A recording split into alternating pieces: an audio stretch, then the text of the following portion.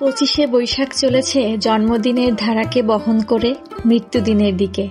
সেই চলতি আসনের উপর বসে কোন কারিগর গাচ্ছে ছোট ছোট জন্ম মৃত্যুর সীমানায় নানা রবীন্দ্রনাথের একখানা মালা।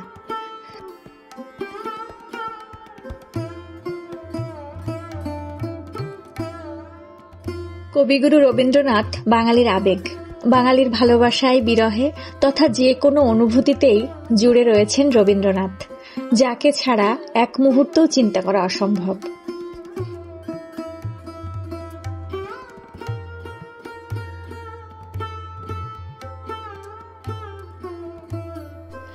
এই আবেগ অনুভূতি কি কখনো ছুঁয়ে দেখা সম্ভব? বাড়ির যে ঘরটিতে তিনি জন্মেছিলেন, যেখানের আলো বাতাসে বেড়ে উঠেছেন, ভবলীলা সাঙ্গ করে যেখানটায় শেষ নিঃশ্বাস ত্যাগ করেছেন, সেই জোড়াসাঁকোর ঠাকুরবাড়ি চাইলেই ছুঁয়ে দেখা সম্ভব।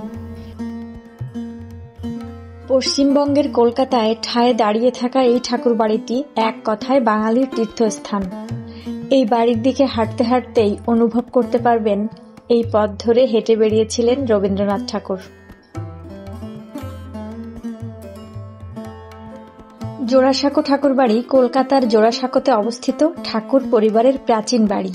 এটি 18 শতকে রবীন্দ্রনাথ ঠাকুরের পিতামহ দ্বারকানাথ ঠাকুর নির্মাণ করেন। এই বাড়িতেই বিশ্বকবি রবীন্দ্রনাথ ঠাকুর জন্মগ্রহণ করেন, শৈশবকাল কাটান এবং মৃত্যুবরণ করেন। এই বাড়িটি বর্তমানে রবীন্দ্রভারতী বিশ্ববিদ্যালয়ের প্রাঙ্গণ হিসেবে ব্যবহার করা হয়।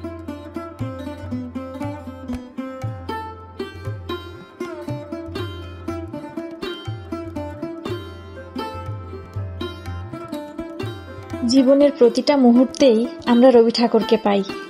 তাকে পাই ভালোবাসায়, দুঃখে, বিরহে, আনন্দে, জয় পরাজয়ে, স্বদেশ প্রেমে।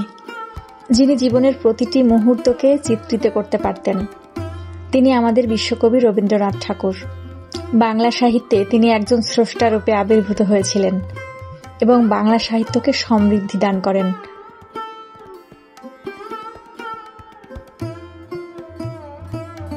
জোড়াসাঁকোর ঠাকুরবাড়ির প্রতিটা ইটে ইটে কবিগুরুর স্পর্শ অনুভব করতে পারবেন।